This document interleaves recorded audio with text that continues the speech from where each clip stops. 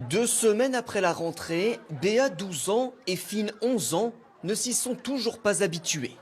Le masque est obligatoire partout, tout le temps, dans leur collège près de Düsseldorf. On ne peut pas se concentrer. On n'entend pas bien le prof et le prof nous entend encore moins. C'est difficile. En Allemagne, pas de protocole national. Chaque région définit ses propres règles.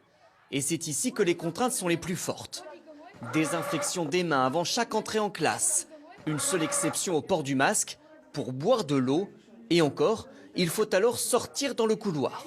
Pour Finn, c'est difficile à supporter. Je préfère les cours à distance parce que le masque me gêne vraiment.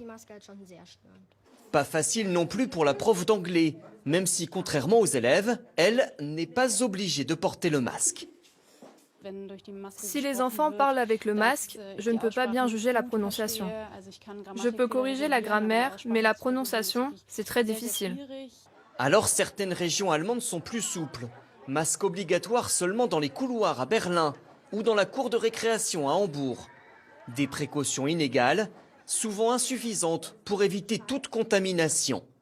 11 cas positifs par exemple dans ce lycée à Berlin qui vient de refermer ses portes. Une rentrée chaotique donc, selon certains parents d'élèves. Normalement, la solution est simple. Tout le monde devrait porter le masque car ça nous protège. Ça donne une impression désagréable. Je préférerais qu'on ait la possibilité de continuer les cours sur Internet. Au total, en Allemagne, déjà 630 établissements ont enregistré des cas de coronavirus depuis la rentrée.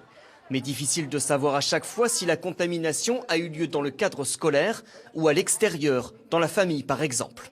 Malgré ce premier bilan mitigé, pas question de fermer des écoles ni même de renforcer le protocole sanitaire. Toutes les régions allemandes sont d'accord sur ce point. Le maintien des écoles ouvertes doit être une priorité.